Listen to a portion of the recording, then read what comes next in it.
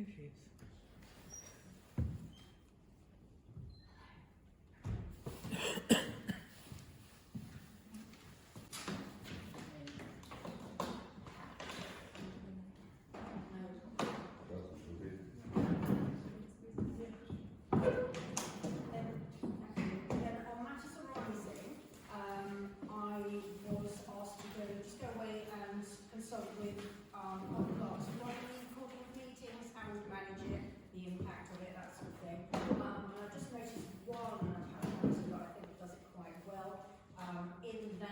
Offer a Zoom meeting, and they provide, upon request, members of the public can have the link to the Zoom meeting so they can attend remotely, and also, although they don't, in the meeting, open it to the public, members of the public who have a question and can't attend the meeting can submit a written question, so that then that can get read out at the meeting. So I think we could record it in Zoom, make a link available in Zoom, and record it in Zoom, and then maybe post that recording on the website, or post a link to the recording on the website. So I think all that would sort of tick more boxes really, and that we would make the meeting available to those who couldn't attend.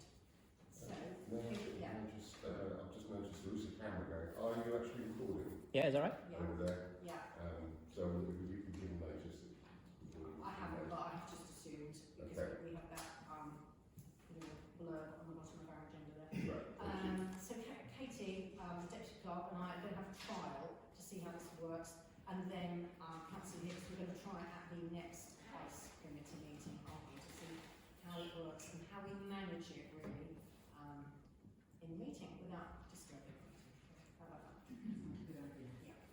Mr. Chairman?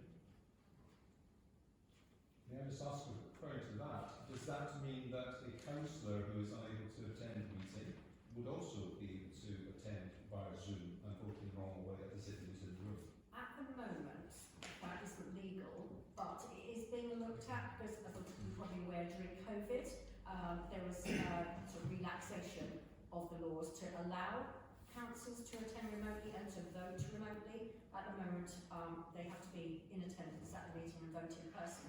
But that is something that's probably coming down the pipeline, and we need to be aware of that. And I think Councillor Rooney talked about it in policy as well. So that will be coming down the pipeline, I'm sure.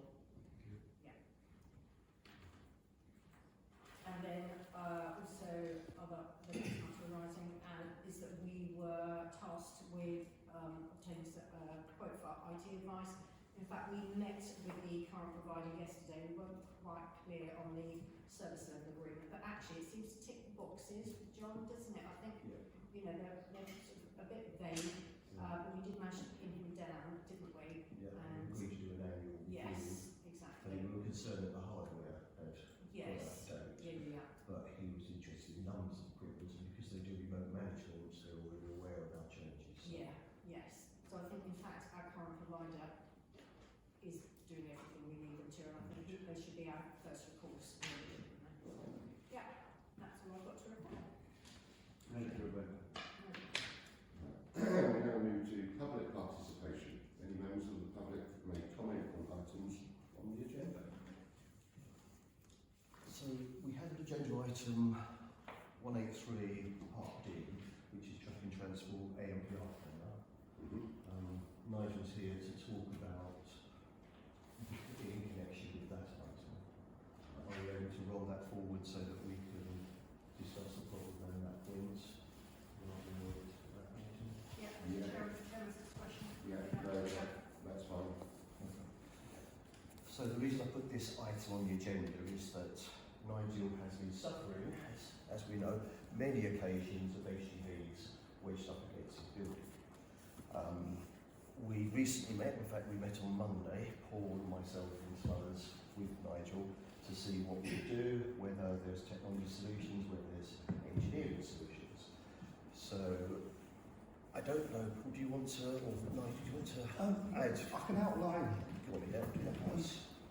Yeah, basically, it's lorries from Mansfield up School Hill. There is a 7.5 tonne limit, but that's not dissuading some road drivers, and especially foreign ones. You foreign truck, they're sitting on the left-hand side of the cab. So as they're turning like that, it's going up School Hill, they can't see what's happening behind. Invariably, well, I had a little look earlier, it's at least once a year, they take my guttering, damage the brickwork, the fascias, and tiles. I've taken to just fixing it myself because, you know, no one's listening. I'm up to here with it, really. Because it's not there, it's kind of worrying. Like, every time I go back, I wonder if someone's done it while I was just out, you know. Anyway, it happened. So you have to forgive me, I'm not very good. A couple of weeks ago, literally 2 or 3 weeks ago, there's an earth moving machine. Just like, obviously couldn't understand it, 7.5 tonne meant 7.5 tonne. Went down, tried to turn left up Mandy's Hill, and it had an escort vehicle over it. It was so big, and then it got stuck. Fortunately, there's people there stopping this catastrophe from happening, and fortunately had some, you know, four wheels steering at the back. If you want to look at it, it's had 50,000 hits on YouTube. It's chaos in Storrington, blocked the road for an hour. And then I thought, oh, well, I'm glad that's going to happen. Maybe that's going to highlight some of the issues that are going on around the dismissal of the 7.5 tonne signs. A week later, French lorry, I stopped himself. Fortunately, I saw him doing it. He took all my guttering off again, took all the tiles and the fascia, damaged the brickwork. I got him to reverse back and then go straight on. I'm left again with the problem. I've put the guttering back up, sorted the tiles out. I've got a builder coming on Wednesday to have time to look at work. But what it is, I've been there since 2008. It's more or less happened every year since 2008. It happened all the time that was before I was there. Nothing's changed, nothing's stopped. It needs, in my opinion, it needs a physical barrier to stop people breaking the law. Don't see why I should have to police it. I'm not the police. I don't see why I should have to stand there, take photographs of lorries consistently breaking the law and then send them to the police force and never hear anything back. I email companies, lorry companies. Sometimes you hear something. Most of the time, you don't even get a response. They don't care. And this is what I'm faced with. Is it a listed building as well? Yeah, it's a conservation area, the whole thing. Yeah, so it's a listed, grade 2 listed building. Yeah. Which I think does change the complexion as well. I think might just be conservation. Is it just? Yeah. But I know you're doing research. Sorry, excuse me, let me ask you, what's the financial implication? Well, I just pick up the tab myself. And do you have, because obviously you're a local business, Yeah. and you need to make money. It's costing me a few hundred. Unnecessary overhead, Yeah. i.e. damage. Yeah, it's costing me a few £100 each time, and that's with my own labour. That's not me putting in any labour. That's just me buying materials and fixing the damage. You know, I can't chase. I've got video of all. I can't chase companies in Spain or France. They don't really going to respond. The one before, the big one, that took out the scaffolding. This was an English one, and he did the enormous amount of damage. That was the day that we had to wait then 3 months for someone to turn up from the insurance company to say, oh, it's our fault. Here's a builder. We're going to, and then another couple of months. There's a tenant in there. He's suffering. I'm suffering. The owner of the building is suffering. We're all suffering from it, and nothing's being done. It's not, the problem's not going away. It's not going away. Still, Is this happening to the vintage roads as well? yeah, vintage roads. There was a crane that turned. I'm not quite sure. You have to forgive me for we've got photographs where it just turned, and the top part crane bumped into the top of vintage roads. And the car tractor. These are just the ones that get reported, and there's stuff that happens all the time. I think stage, I think now it's becoming,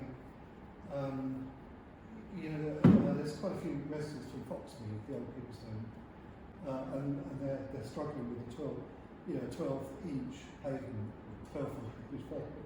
They're coming down on the xylophones and stuff, and I mean, someone's going to get killed. They will do. So in summary, when you're looking at, you've got obviously physical damage to the building, Yeah. the risk of damage to Yeah. people, particularly elderly Yeah. people that are trying to navigate that. Also, Business interruption as well. yeah, and yes, exactly, all those things. And then the mini roundabout is just completely inappropriate. People are U-turning on a busy main road because they can't make it. They just drive over the pavement. So when you come out of the pub, come out my door, you face with someone like driving onto the pavement, like, it's just hitting you with my feet. And if that's not enough, then the bike has got 12, 14 inches. You get two lorries passing each other. One has to go up onto the curb. So it's becoming problematic. This is undeniably a real issue.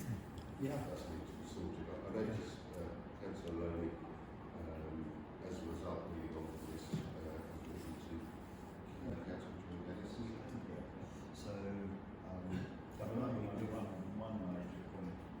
All of the damage being done to that building is over. And you did mention, but I must stress this, it is over the footpath. Yes.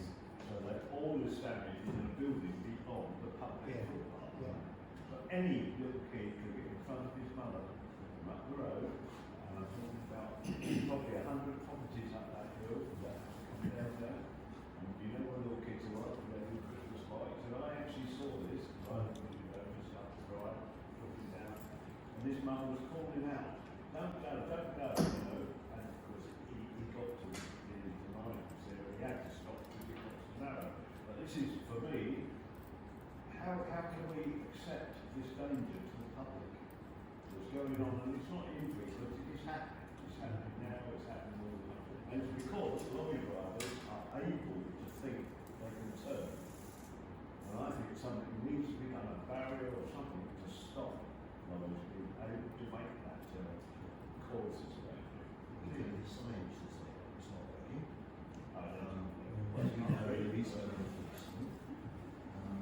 So the proposal that I am putting forward is that this council would like to Sussex that we would again request technology to help support this issue, an ANPR camera, which would be appropriate at that position, can be enforced by West Sussex, as well as this different agreements that can be, and should be. Yeah. So I would like to this council would like to Sussex ask about, Paul quite recommend some update. Paul did meet with us on Monday, and we shared some different ideas, so I think, would you like to say? Yeah. It's difficult to hear it a bit back here. You've got the heating on as well. So if you talk up a minute. Sure. Yeah, look, I mean, Nigel's problem is well documented really over the years, and we've met many times really to discuss that. And the challenges you've got that 7.5 ton restriction zone which we designed to prevent 7.5 ton plus, in particular large vehicles going up there. And no matter what you do, periodically they do it. That's right. And it's there.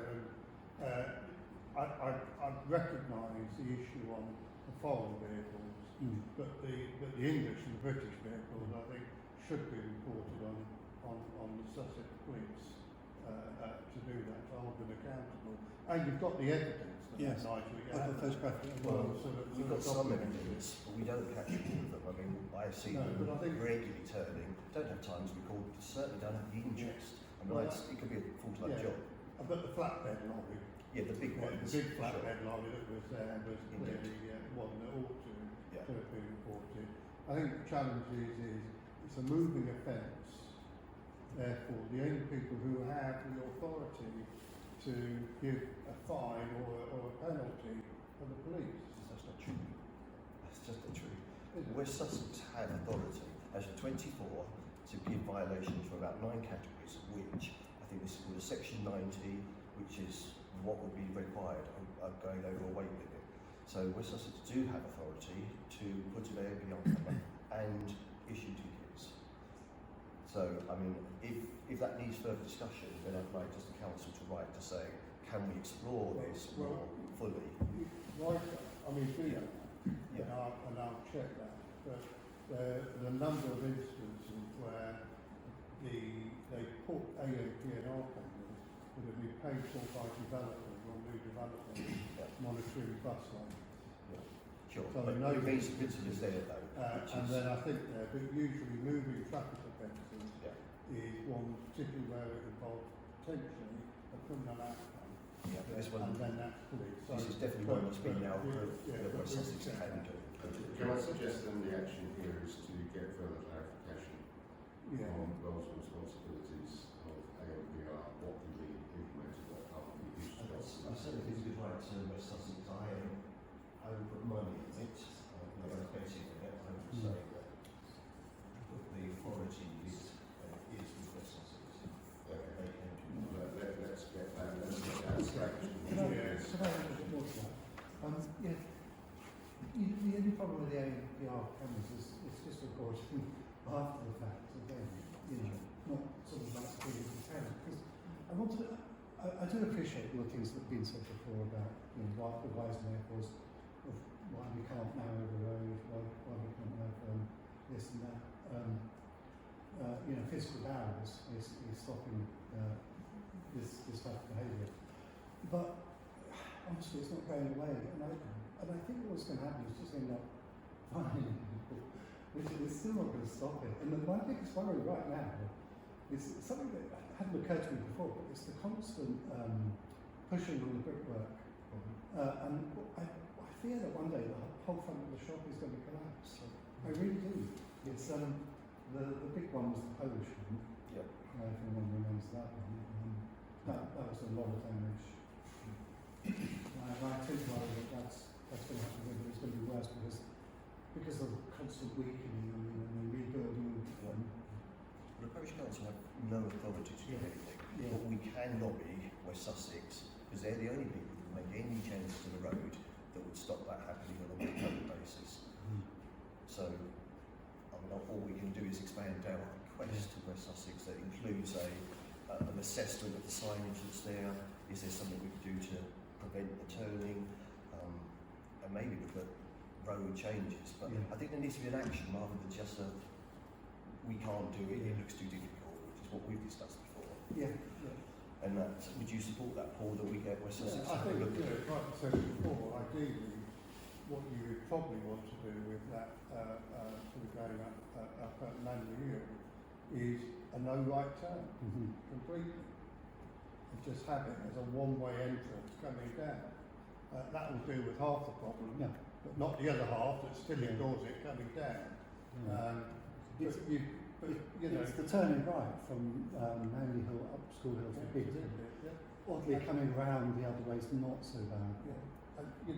And I'd certainly support that change. But you'd have to then talk to the local businesses, particularly the residents who want to go Waitrose shopping. Are they prepared to go around Mill Lane and everything else? So these solutions have a wider impact. But for me, well documented the issue about, which is why we put the 7.5 ton in the first place. We even put a secret camera up there that monitored the vehicles because there was a view that it was ignored repeatedly. But in fact, there were issues, but the majority of instances were 6.5 tonners that looked like 7.5 tonners. But that said, that doesn't deal with the issue that Nigel has to put up every year, if not twice a year in the lease, on damaging the vehicles. But if the capacity was there and the support was there, I think that's one of the only things you can do. Years ago, when Waitrose were looking at expanding, they did talk about a one-way system going all the way around. They then pulled that, and they were, but that's a shame because that would have been very helpful. But I think I still challenge, and you're right, the ANPR just recording event doesn't stop it. I think that behaviour change. If people feel they're getting fined, they have a choice. You can either continue getting fined or don't. I mean, I think if without it, there is no penalty at all. And we see lorries that are coming from the Whitestall development, they're driving through regularly because there's no problem. Why shouldn't they? You know, it's just more inconvenient to go the other way. If there was an AMPR camera, they wouldn't do it because they would be getting stopped. So I It's think quite what we need straightforward. to clarify is you seem to feel that county have responsibility for moving traffic offences. Sure. In this particular As instance. far as I understand, that's different. There are some aspects, but we can clarify Sure. that. It But even if they don't. But it doesn't deal with neither, because you're still going to get wagons that arrive at that location Yep. and realise Yeah. what's the alternative. Sure. Yeah. But if And it's, West Sussex aren't available, then would you help us with the police to say there is a solution here to stop people violating that certain part? Absolutely, yeah, absolutely. You know, I mean, we had the wider. I know we've moved on to it probably a little bit more, but we had the wider conversation about HGV movements and trying out some sort of mechanism to control that altogether in the village. And we'll, you know, and I'll make sure that a response is being given, you know, a technical response to that. I think the other things we've discussed, when you get, and hopefully we'll get the 20 mile an hour restriction on the zone, that zone will enable you to put more, that speed restriction will enable you to put more traffic calming measures in. But again, it's not, you know, this issue about restricting HGVs altogether through the town, and has to be a technical piece of work for them to go and say that it's not just a matter for West Sussex to do. There's a number of stakeholders as well as national planning that are involved in this. But that said, we need them to tell us what the scope is. Yeah, I don't think we're going to solve the No. problem here now, No. but I think we've certainly highlighted it, and I think certainly there's lots of questions to be asked. So John, I think it's you taking that. John's made that proposal. Anyone second it? Yeah. Claudia, did you want to? Yeah, I just wanted it to be recorded that we heard an appalling story of a business that is basically being impacted in an unacceptable way, and a point made very clearly about danger to pedestrians and residents of Storrington. And I just think that should be recorded, and I'd just like all to see is that I think the idea of a no right turn and making a one-way access should be prioritised in some way, so that it's not just kicked down the road for another year, and for a child to get killed, or a business to have its infrastructure so damaged that it just crumbles. You know, we've heard this now many times, and I just think there has to be action now. So if we can take a commitment from you for that you will take this up and run with it, that would be really appreciated. Look, you know, I think at the end of the day, it's for me, you know, we'll do what I can do to support that. But I don't create the law, I don't create national No, I policy understand. or anything else, and I don't create this. But what Storrington experiences is experiencing in villages throughout. You've got rural villages, and you've got logistic vehicles that are getting bigger, and the demand for that is getting more and more. And you know, there's a balance, and it's where that balance is. I think the approach for Storrington to go to 20 mile an hour is a good move, because it reduces that traffic. That means you can put more calming measures in there, which hopefully will become more of a deterrent for people to act that. So that's that. But I can't guarantee you're going to turn right. Are you going to tell Waitrose that they're going to be happy that most of the residents have got to go around Mill Lane? Are you going to tell Mill Lane? That's already a fact. You know, absolutely. But all I'm just saying, so I think the key is the scope. The key is the scope and having a look at it, and let's find out what the enforcement is. Waitrose HGVs have all been told it's legal. I worked there for 22 years, and I was there when you were talking about. They are not allowed. They have to turn up Water Lane and they go Water Lane. Yeah. And that is on their route. And that could be done for lots and lorries, the vacant cars and all the rest of it, and their flatbeds are the ones, often the double ones, that are trying to back up and get turning. Yeah. I've watched it myself, I live on there, I've been there 25 years, and nothing's happened in all that time. Needs action. And I think it's illegal for big lorries like that. If it was made illegal, then the police would have to take action. If it was clear signage and we had cameras on it, we could record it, then that, I'm sure all the local hauliers would soon stop doing it if they were being hit with pretty hefty fines. Thank you. I think that I think we can discussion this communication for all of this. I think we will be doing whatever we can, obviously, to try to facilitate solving this problem. But I'd like to thank you very much. Thank you. We will Yeah. be taking this obviously seriously, and whatever we can do in our power Yeah. to try and get this sorted, we will. Yeah, thank you so much. In conjunction with our representative from different from Horsham, from West Sussex, and if we need to involve the police in it as well and everything. So we take it very seriously. Yeah, thank you. Thank you. Nigel, you're welcome to leave the meeting if you need to. Okay. If you want to sit and listen to it further. Okay. I don't know, I feel like I'm being off here. Okay, I think that is, you skipped ahead on that one, so I think what we'll do is actually rejoin the agenda. We'll sort of move with a segue into council matters. So, what would you like to? I mean, if I would have